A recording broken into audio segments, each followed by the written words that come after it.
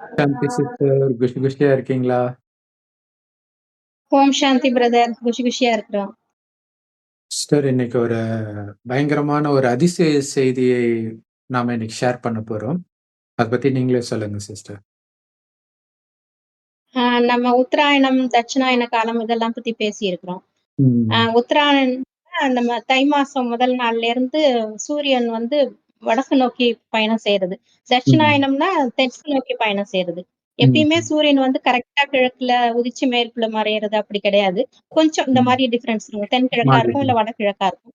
ஆமா. அது அந்த சித்திரை மாசம் 1ஆம் தேதி மட்டும் தான் கரெக்ட்டா அந்த இது சித்திரை மாசமும், ஐப்பசி மாசம் 1ஆம் தேதின்னா கரெக்ட்டா அந்த கிழக்குல உதிச்சு மேற்குல ம். அதுவரைக்கும் அந்த மாரி டிரான்சிஷன் போயிட்டு வரும். தென்கிழக்கு, வடகிழக்கு இந்த மாரி மாறிட்டே இருக்கும். அப்பதான் ம். அந்த 12 ஹவர்ஸ் கரெக்ட்டா 12 ஹவர்ஸ் டே, 12 ஹவர்ஸ் நைட் அந்த மாரி வரும். அது வந்து ம். மார்ச் 1ஆம் தேதியும், செப்டம்பர் 21ஆம் தேதியும் அப்படி கரெக்ட்டா வரும்னு வேர்ல்டு லெவல்லே அவங்கவங்க ஆல்டிட்யூட பத்தி கணக்கு போட்டு வச்சிருக்காங்க. அதுதான் ம். நம்ம பஞ்சாங்கத்திலயும் அந்த காலத்திலேயே கண்டுபிடிச்சிருக்காங்க. இந்த மாரி கரெக்ட்டா உத்தராயணம், தட்சிணாயன காலத்துல சூரியனோட திசை திரும்புது. திரும்பி இந்த பக்கம் வருது அப்படின்னு சொல்லிட்டு இப்ப தட்சிணாயனம் வந்து முடிய போகுது. மார்கழியோட கரெக்டா அந்த தட்சிணாயனம் முடிஞ்சு தை 1ஆம் தேதி திரும்பும் சூரியன். ம். உத்தராயணம் பயணத்த ஆரம்பிக்கும். அதுதான் நம்ம விசேஷமா பொங்கல்னு கொண்டாடுறோம். தை பிறந்தா வழி பிறக்கும்னு சொல்றோமா, இந்த 6 மாசமும் பாடுபட்டு உழைச்சு உழவர்கள்லாம் எல்லாம் செஞ்சத அறுவடை பண்ற நாள் இல்லையா தை மாசம். அப்ப அவங்களுக்கு சந்தோஷமா அறுவடை பண்ணி, அதுக்கு சூரிய பகவானுக்கு நன்றி தெரிவிச்சு, இயற்கைக்கும் நன்றி தெரிவிச்சு சந்தோஷமா பொங்கல் வைக்கிறதே ஒரு நன்றி அ குடுக்குற மாரி ஒரு திருவிழா தான். ம். ம். அம்மன் கோயில்லலாம் பொங்கல் வைப்போம் இல்லையா? பொங்கல் வச்சு ம். பூஜை பண்றோம் அப்படின்னு வேண்டிப்பாங்க. காரணம் என்னன்னா, அது ஒரு நன்றி செலுத்துதல் தான். இந்த பொங்கல் ம். வைக்கிற பழக்கமே அப்படிதான் வந்துச்சு. சூரிய பகவானுக்கு நன்றி செலுத்தணும். புரியுது. கரெக்ட்டா அது தசை மாறும்போது நமக்கு வழி ம். பிறக்கும். ம். அதுக்கப்புறம் தான் அறுவடை, அதுக்கப்புறம் வருமானம், அப்புறம் நல்ல காரியம், கல்யாணம் அந்த மாரி நல்ல காரியம் நடக்கிறது எல்லாம் இந்த 6 மாசத்துல நடக்கும். ம். தட்சிணாயனத்துல வந்து இந்த கிருமிகள்லாம் அதிகமாற டைமா இருக்கும். இந்த ஆடி ம். மாசத்துல இருந்து மார்கழி மாசம் வரைக்கும். ம். அதனால அந்த டைம்ல தான் இந்த மாரி வழிபாடு இதெல்லாம் பண்ணிட்டு இருப்பாங்க. உடம்புல எதிர்ப்பு சக்தி கூடணும்னு சொல்லிட்டு ஆடி மாசத்துல கூழ் ஊத்துறது, இந்த ம். பழக்கம்லாம் அதுக்கு தான் கொண்டு வந்தாங்க. தை ம். மாசத்துக்கு அப்புறம் இந்த பிரச்சனைலாம் இல்ல. அப்புறம் வெயில் காலம் ஆரம்பிச்சுரும் நல்லாருக்கும். ம். இப்ப இந்த தடவ என்ன ஆச்சுன்னா, எப்பவும் இப்ப பஞ்சாங்கம்படி பார்க்கும்போது அந்த தை 1ஆம் தேதி தான் கரெக்ட்டா சூரியன் வந்து மாறும். ஆனா ம். இப்ப காலநிலை மாறி போச்சு இல்லையா? ம். மனுஷங்களோட எண்ணங்களாலும், அவனோட செயல்களாலும் இந்த பஞ்சபூதத்தையே மாசுபடுத்திட்டாங்க இல்லையா? நீர், சரி. நிலம்னு எல்லாத்தையுமே. ம். காற்று எல்லாத்தையும் மாசுபடுத்திட்டாங்க. அவங்களோட எண்ணங்களும் மாறிப்போச்சு. ம். எல்லாமே இப்ப அவசர யுகமா ஆயிடுச்சு. அதனால டென்சிட்டியே கூடிடுச்சு. பூமியோட பயாலஜிக்கல், எக்கலாஜிக்கல் அந்த பேலன்ஸும் கெட்டு போயிடுச்சு. ம். அதனால இப்ப சுழற்சி எல்லாம் கொஞ்சம் கொஞ்சம் மாறிடுச்சு. அதனால அந்த தை 1ஆம் தேதி ஜனவரி 14த் வர வேண்டியது அந்த சுழற்சி வந்து முன்னாடியே வந்துருது இப்போ. ம். இந்த வருஷம் கொஞ்ச காலமாவே விஞ்ஞானிகள் அத பத்தி பார்த்துட்டு தான் இருக்காங்க. ரிசர்ச் பண்ணி பார்த்துட்டு தான் இருக்காங்க. இந்த ம். வருஷம் வந்து டிசம்பர் 21 நைட்டே திரும்பிடுது. அந்த புரியுது. சூரியன் வந்து தன்னோட சுழற்சிய மாத்திக்குது. அதனால ம். ஆக்சுவலா டிசம்பர் 22ஆம் தேதி தான் பொங்கல்னு இருக்கணும். ம். இத வச்சு ஆனா அது பார்க்கணும். வெளிப்படையா இன்னும் விஞ்ஞானிகள் வந்து அனௌன்ஸ் பண்ணல. ஆனா ம். கொஞ்சம் பேருக்கு தெரிஞ்ச வரைக்கும் அவங்க வந்து கிராண்டா இப்ப கொண்டாட போறாங்க. ம். ஆழியார்ல ஒரு குரூப் நல்லா தெரிஞ்சவங்க எல்லாரும் சேர்ந்து சூரியன் பொங்கல அடுத்த நாள் மாட்டு பொங்கல் அப்படின்னு கொண்டாட போறாங்க. ம். ம். ஹீலர் பாஸ்கர் அந்த மாரி பெரிய பெரிய ஆட்கள் கூட எல்லாம் சேர்ந்து அந்த மாரி கொண்டாட போறாங்க. ஆனா ம். தமிழ்நாட்டுல அனௌன்ஸ் பண்ண முடியாது இல்லையா? கவர்மெண்ட் கிட்ட இதெல்லாம் சொல்லி மாத்த முடியாது. ம். அதனால அது வழக்கம் போல தை 1ஆம் தேதி, ஜனவரி 14த் அந்த மாரி வந்துகிட்டு இருக்கும். ம். அதுதான் இப்ப எல்லாமே மாறி போச்சு இல்லையா? சுழற்சியும் அது மாரி மனுஷங்க மாறுற மாரி அவங்களோட வைப்ரேஷன் எல்லாத்தையும் மாத்தி, பூமியோட சுழற்சி, சூரியனோட சுழற்சி எல்லாமே கொஞ்சம் கொஞ்சம் மாறப்போகுது. அததான் சொல்லலாம்னு நெனச்சோம் பிரதர். கண்டிப்பா இந்த ஆக்சுவலா இப்ப டிசம்பர் 22 ஆமா 22 வரணும் இந்த தை பொங்கல். பிறந்தால் வழி பிறக்கும், திருப்பதி போனா திருப்பம் வரும். ஸோ இந்த மாரி வார்த்தைகள் ம். வந்து மனிதர்களுக்கு ஒரு நம்பிக்கைய கொடுக்குது. ரொம்ப கஷ்டத்திலேயே இருக்கிறவங்களுக்கு, தை பிறந்தால் அந்த அறுவடை ஆன பிறகு நல்ல விலைக்கு போகும். நமக்கு கடன் எல்லாத்தையும் அடைச்சுட்டு நல்லா இருக்க முடியும். அப்படின்ற ஒரு நம்பிக்கைய வந்து அது கொடுக்குது. ஆ ஸோ அது விவசாயம். ஜெனரலாவே எல்லோருக்குமே இது பொருந்தும். எல்லாருக்குமே வந்து ஆமா. அது ஒரு மாசத்தை வந்து வச்சு இருக்குது. அது ஒரு நம்பிக்கை. ஆ ஆனாலுமே வந்து எந்த கஷ்டமா இருந்தாலும் அந்த காலத்துல மனிதர்கள் சொல்லுவாங்க. அது அதுக்குன்னு ஒரு கால நேரம் வரணும் அப்டின்னுவாங்க. ஆமா. அது நமக்குன்னு ஒரு விடிவு காலம் வராமலா போயிடும் அப்டின்னு சொல்லுவாங்க. இது வந்து ஒரு நம்பிக்கை கொடுக்கக்கூடிய விஷயம். ஆ ஏன்னா ஆமா. அந்த காலத்துல இப்ப இருக்கிற மாரி எல்லாம் தண்ணி அடிச்சுட்டுலாம் இல்ல. இப்ப எல்லாம் போதை ஏதோ ஒரு போதையிலே இருக்கிறாங்க. டிவி பார்த்துட்டு தண்ணி அடிக்கிறது இந்த மாதிரி போதையிலே இருக்கிறாங்க. அந்த போதையே விரக்தியின் வெளிப்பாடு. நம்மளால எதையும் சாதிக்க முடியலன்னும் போது இது ஒரு அந்த மைண்ட் யோசிக்காத மாதிரி ஒரு போதையில வச்சுக்கிறாங்க. ஆனால் அந்த காலத்துல வந்து அவர்கள் போதைக்கு அடிமையாகாமலே தைரியமா இருக்கிறதுக்கு இந்த மாதிரி வார்த்தைகள் பயன்பட்டுச்சு. அவர்களுக்கு ஒரு நம்பிக்கை கொடுக்கக்கூடியதாக இருந்தது. சோ அந்த மாதிரி இப்பவுமே கூட நமக்கு அந்த ஒரு நம்பிக்கை வந்து இருந்துகிட்டே இருக்கணும். ஏன்னா நிறைய விஷயங்கள் வந்து தவறான வழிக்கு போயிடுறாங்க. நம்பிக்கை இல்லன்னும் பொழுது தப்பான வழியில அவன் நிறைய சம்பாதிக்கிறான், நம்ம மட்டும் ஏன் நேர்மையா இருக்கணும், டக்குன்னு மாறிடுறோம். இப்படிதான் ஒரு யுகமே அடுத்த யுகமா மாறுது. நிறைய பேருடைய மனநிலை இப்படி வர வர குறிப்பா ஒரு ஹீரோவை பாக்குறோம், யார வேணாலும் ரோல் மாடலா எடுக்கிறான், அவனே ஒரு தப்பு பண்ணும்போது அப்படியே ஒரு கூட்டத்தையே அவன் அழிச்சிட்டு போயிடுறான். சோ அப்படி திரும்பி போயிடுது. அப்படி இல்லாம என்ன ஆனாலும் பரவாயில்ல, நான் நல்ல வழியில தான் நடப்பேன், பரவாயில்ல. அதுதான் உண்மையான தைரியம். இத வந்து சிவாஜி கணேசன் அவர்கள் நடிச்ச உயர்ந்த மனிதன் படம் வந்து இந்த மெசேஜ தான் கொடுக்கும். அந்த லாபத்துக்காக ஒரு கம்பெனில மற்றவர்கள் வேலையை நீக்கக்கூடிய எந்திரம் எனக்கு தேவையில்ல அப்படின்னு சொல்லுவாரு. அது ஒரு செம போல்டான படம் அது. ஏன்னா அது அந்த படம் தான் நினைக்கிறேன். சோ அப்ப என்னன்னா, அதனால அந்த நேரம் அவங்க கஷ்டத்த கூட அனுபவிக்கலாம். ஆனால் அடுத்த ஜென்மத்துல பெரிய பணக்காரங்களா பிறப்பாங்க. இல்ல உடனே எல்லாருக்கும் லாபம்னு இப்ப பண்ணலாம். நெறைய பேரு அ அந்த மாரி குறுக்கு வழியில ஏதோ ஒரு விதத்துல வந்து மற்றவர்கள் பாதிக்கப்பட்டாலும் பரவாயில்ல அப்படின்னு பண்ணலாம். லாபத்தை மட்டுமே நோக்கமா வச்சு. ஆனா அது உங்க கூட அடுத்த ஜென்மத்துக்கு வராது. ஆனால் நீங்க சேர்த்து வச்ச அந்த காச இப்ப யாரு இந்த மாரி நேர்மையா இருக்கிறாங்களோ, அவங்க அந்த குடும்பத்துல பிறந்து அனுபவிப்பாங்க. அப்ப எது புத்திசாலித்தனம் இல்லையா? நீங்க சேர்த்து வைக்கிறது உங்களுக்கே பயன்படலன்னா, அது அதுக்காக தப்பான காரியத்தை பண்ணி பாவத்தை சேர்த்துக்கிறது எப்படி புத்திசாலித்தனமா இருக்கும்? சோ இத வந்து பைபிள்ல கூட இப்படி ஒரு வார்த்தை இருக்கிறதா ஞாபகம். என்னன்னா, ஒரு மனிதன் உலகத்தையே தன்னுடையதா ஆக்கிக்கிட்டா கூட, அவனுடைய ஆயுள் நாள் போன பிறகு அவனுக்கு என்ன லாபம்? அப்படி ஆயுள் அங்க குறைஞ்சுகிட்டு இருக்குதே. அப்ப அப்ப அதை விட மிகப்பெரிய முட்டாள்தனம் கிடையாது இல்லையா? நெறைய நடிகர்கள்லாம் ரொம்ப 70, 80 வயசுல கோடிக்கணக்குல சம்பாதிச்சு என்ன பண்ண போறாங்கன்னே தெரியல. எதுக்காக பண்றாங்கன்ட்டு. இன்னும் அடுத்த ஜென்மத்தை பற்றி யோசிக்காம இருக்கிறாங்க. கடவுள் நம்பிக்கை இருக்கிறவங்களும் அப்படிதான் இருக்கிறாங்க. இல்லாதவங்களும் அப்படிதான் இருக்கிறாங்க. சோ, அதனால நம்ம வாழுற வாழ்க்கை இந்த உலகத்தை முன்னேற்றக்கூடிய விதமாக இருக்கணும். சோ, அப்படி முன்னேற்றக்கூடிய வழியை மனிதர்கள் சொல்ல முடியாது. அது கடவுள் மட்டும் தான் சொல்ல முடியும். அத சொல்றதுக்கு தான் வந்திருக்காரு. ஆனா அவருடைய வழிய ஃபாலோ பண்றதுக்கு அவ்வளவு தைரியம் வேணும். சோ, உதாரணத்துக்கு வந்து இப்ப கடவுள் வந்து இந்த இத சொல்றாரு. 5,000 வருட காலச்சக்கரத்துல முதல் பாதி சொர்க்கமா இருக்கு. அடுத்தது நரகமா இருக்குது. நரகத்தின் கடைசி 100 வருடம் தான் கடவுள் வரார். அவரதான் சிவன், அல்லாஹ், பரமபிதான்னு சொல்றோம். அவர் ஒரு வயோதிகர் உடல்ல வந்து சொல்றாரு, மீண்டும் சொர்க்கம் வரப்போது. சொர்க்கத்துல காமம், கோபம், பற்று, பேராசை, அகங்காரம்லாம் இருக்காது. அதனால தான் அவ்வளவு அழகா இருந்தாலும் அங்க எந்த பாவ காரியமும் நடக்கல. சின்ன சலனம் கூட இருக்காது. ஏன்னா ஒருவரை ஒருவர் ஆத்ம உணர்வுல பார்ப்பாங்க.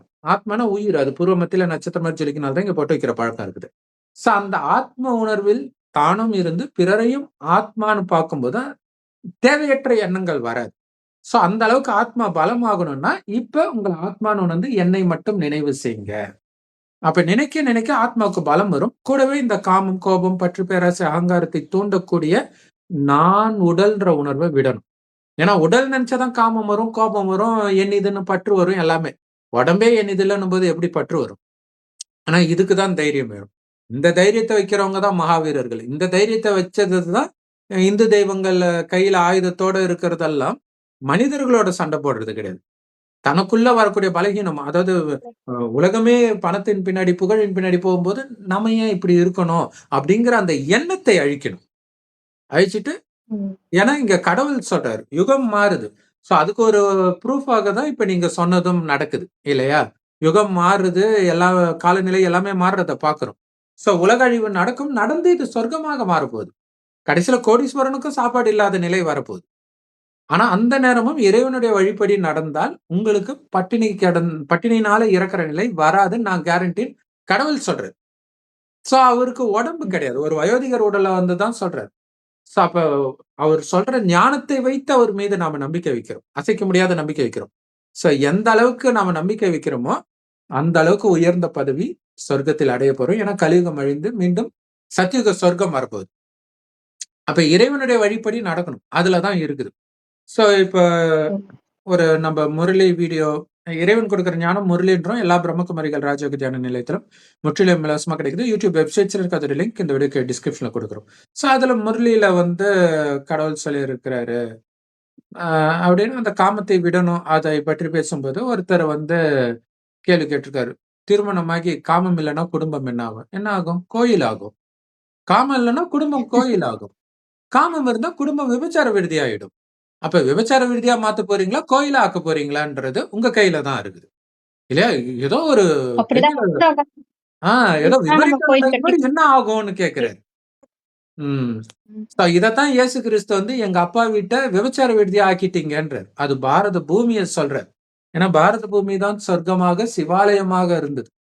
இல்ல சிவன் கோயில்ல காமம் சார்ந்த விஷயம் நடந்தா விட்டுருவோமா? எவ்வளவு கோபம் வருது. அப்ப சிவன் கோயில்ல அப்படி நடக்கக்கூடாது இல்லையா? அப்ப எல்லாருக்கும் தெரியுது. சிவன் கோயில்னு இல்ல. மசூதியா இருக்கட்டும், சர்ச்சா இருக்கட்டும் விட்டுருவாங்களா? விட மாட்டாங்களா? அப்ப எல்லாருக்கும் தெரியுது. புனிதமான இடத்துல அது நடக்கக்கூடாதுன்னு. அப்ப ஒட்டுமொத்த உலகமும் புனிதமாக இருக்குதுன்னா, அங்க எப்படி காமம் இருந்திருக்கும்? அப்ப இப்ப இருக்கக்கூடிய குணம் தான் அங்க வரும். அப்ப அங்க இருக்கக்கூடிய குணத்தை இப்பத்திய குணமாக மாத்துறதுக்கான ஞானத்தை தான் இறைவன் கொடுக்கிறார். சோ அப்படி இருக்கும்போது அவ்வளவு ஆனந்தமாக இருக்கும். ஏன்னா மனிதனை வந்து பயங்கர அதாவது வெள்ளைக்கார அடிமைப்படுத்தினா, முகமதியர்கள் அடிமைப்படுத்தினாங்கன்னாங்க. அப்ப இந்த கொடுமை, அந்த கொடுமைன்னாங்க.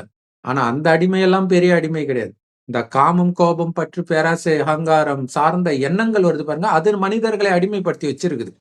அது சுத்தமா காமம்னா என்னன்னே தெரியாது. அதாவது எலான் மஸ்க் உலகத்துல நம்பர் 1 பணக்காரனா இருக்கிறவர் சொல்றாரு. மைண்டுக்குள்ள அந்த காமம் சார்ந்த எண்ணம் ஓடிக்கிட்டே இருக்குது. அது வந்து சக்தி தேவையில்லாம குடிக்குது. இத பத்தி ஒருத்தர் ஆராய்ச்சி பண்ணணும்ன்றாரு. அத இறைவன் சொல்றாரு. அப்ப அந்த எண்ணமே இல்லன்னா மைண்ட் எவ்வளவு சுதந்திரமா இருக்கும். இல்லையா? அப்ப எவ்வளவு ஆக்கப்பூர்வமான காரியங்கள பண்ண முடியும். அந்த மாதிரி இறைவன் மாத்துறாரு. அதாவது அ மந்த நிலை இருக்கிறதுக்கு காரணமே அதுதான். மந்த புத்தியுடையவர்களாக இருக்கிறதுக்கு காரணமே. அப்ப அந்த கற்பூர புத்தியாக மாறுறதுக்கு இந்த காமம்ன்ற ஒண்ண வென்றுட்டாலே நம்ம ஆயிட முடியும். அதற்கு தான் இறைவன் சொல்றார். காமத்தை வெல்வதன் மூலம் உலக ராஜ்யமே உங்களுக்கு கிடைக்குதுன்றார். அப்ப எவ்வளவு ஈஸியா உலக ராஜ்யமே கிடைக்கும்போது காமத்த விடுறது ஒரு பெரிய விஷயமா? ஆல்ரெடி ஸ்கூல்ல படிக்கும்போது தூய்மையா தானே இருந்தோம். அதுதானே உங்களுடைய உண்மையான குணம். இல்ல எப்ப அந்த காமம், லவ் சில இதுலலாம் விழறாங்களோ, அப்பதான் பிரச்சனை மேல பிரச்சனை வருது. எத்தன செலிபிரிட்டி வாழ்க்கையில புயல் வீசுது இந்த காமம், கள்ள தொடர்புனால. அதனால அந்த தூய்மையான உலகத்தை உருவாக்குறதுக்காகவும், அங்க தேவதைகளாக நாம பிறக்கறதுக்காகவும் இந்த ஒரு ஜென்மம் நாம தூய்மையா இருக்கிறோம். அந்த சக்தி எப்படி கிடைக்கும்னா, இறைவனை நினைக்க நினைக்க. அவரு செம்பொன் நிறமான ஒளி உலகத்துல நட்சத்திரமா இருக்க, நம்மளுடைய உயிர் பூர்வ மத்தியில நட்சத்திரம் மாரி ஜொலிக்குது. அததான் ஆத்மான்றோம். அதுதான் நான் உடம்பு கிடையாதுன்ற உணர்வோட இறைவனை எந்த அளவுக்கு நினைக்கிறோமோ, அந்த அளவுக்கு ஆத்ம பலமாகும். ஆத்ம பலம் தான் அடுத்த 2500 வருடம் சொர்க்கத்துல வச்சிருக்க போகுது. உடல் பலமோ, பண பலமோ, ஆயுத பலமோ கிடையாது. இந்த ஆத்ம பலம் என்ன? இறைவனை மட்டும் பிடிக்கணும். சோ இதுதான் இந்த வரப்போற பொங்கல், புத்தாண்டு செய்தி, கிறிஸ்துமஸ் செய்தி எப்படி வேணாலும் வச்சுக்கலாம். Om Shanti. Thank you sister. Om Shanti. இந்த ஓம் யுக சாந்தி. மாற்றம் நடக்க போகுது. இன்னும் சில காலத்துல யுக மாற்றமே நடக்க போகுது. அதுக்கு நம்ம ரெடி ஆகுறதுக்கு தான் இந்த சுயநலம் எல்லாத்தையும் விட்டுட்டு, நம்ம அடுத்த பிறவி நல்லதா கிடைக்கணுமேங்கிறதுக்காக இவ்வளவு தூரம் சொல்லிட்டு இருக்கோம். யுக மாற்றம் நடக்க போகுதுன்னு எல்லாருக்குமே புரிஞ்சிருக்கும். இப்ப நடக்கிற அழிவுகள், நிலநடுக்கம், பூகம்பம், போர் பதட்டம் எல்லாமே உருவாகிட்டு இருக்கு. இன்னும் சில கண்டிப்பா. காலம் தான் இருக்கு. இன்னும் சில காலமாவது நம்ம அந்த பொறுமையா நம்ம இறைவன் நினைவுல இருந்தோம்னா, இதுல இருந்து தாண்டி நம்ம அடுத்ததாவது நல்ல பிறவி எடுக்கலாம். கண்டிப்பா. அந்த அதாவது இந்த 5000 வருடத்துல 84 பிறவி எடுப்போம். இப்ப கடைசி பிறவில இருக்கிறோம். இந்த கடைசி பிறவிலும் கொஞ்ச நேரம் தான் இந்த ஞானம் கிடைச்சிருக்குது. இல்லையா? பொறக்கும்போதே நமக்கு கிடைக்கல. இப்ப இந்த கொஞ்சம் காலம் மட்டும் நம்ம தூய்மையா இருக்கிறதுனால 2500 வருடம் சொர்க்கத்தின் ஆஸ்தி. அது மட்டும் இல்ல. அதுக்கப்புறமும் சொர்க்கம் மாதிரி தான் இருக்கும். நரகமாவே மாறுனா கூட அந்த அளவுக்கு துக்கம் இருக்காது. பாவம் செய்ய ஆரம்பிப்போம்.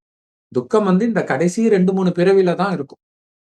அப்ப அதிலிருந்து நம்மள விடுதலை அடைய வைக்கிறார். அப்ப இந்த 5000 வருடத்துல ஒரே ஒரு பிறவில நாம செய்யற முயற்சியின் ஆ ஒரு நினைவாகத்தான் முழு வருடத்தில் ஒரே ஒரு நாள் பொங்கல், ஒரே ஒரு நாள் தீபாவளி அப்படின்னு ஒரு நாள் கொண்டாடுறது அந்த போகி இதோடைய அந்த நினைவு தான். மார்கழி மாசம் கடைசி நாள் ஆமா. அந்த வேண்டாததெல்லாம் எரிச்சுட்டு புது வாழ்க்கை ஆரம்பமாகுது. தை மாசம் 1ஆம் தேதி. அதனால தான் அந்த மார்கழி கடைசியில போகின்னு சொல்லிட்டு வேண்டாததெல்லாம் எரிக்குது. இப்ப வந்து பூமி அந்த வேலைய தான் செஞ்சுட்டு இருக்கு. வேண்டாததெல்லாம் எரிக்கிற வேலை தான் இப்ப நடக்குது ஆக்சுவலா கண்டிப்பா, உலகத்துல. இல்லையா? கண்டிப்பா, நிலநடுக்கம், பூகம்பம், சுனாமி வரதெல்லாம் எதுக்கு? வேண்டாததெல்லாம் அப்படி கழிச்சுட்டே வந்து புத்தம் புதுசா ம். உலகத்த மாத்துறதுக்கு தான். கண்டிப்பா. புது நமக்காக தான் உருவாக்கம் பண்ணுது. தான் நடக்கப்போகுது. நமக்காக ஆமா. தான் பண்ணுது. நாம பண்ண வேண்டியது நமக்குள்ள இருக்கிற வேண்டாத இதெல்லாம் எரிச்சிடணும். காமம், கோபம், பற்று, பேராசை, அகங்காரம், சுயநலம் எல்லாத்தையும் எரிக்கணும். அதுக்கு எல்லாத்துக்கும் ஆத்மான்ற சுயநலத்தினால உணர்வுல இருந்தாலே சரியாயிடும்.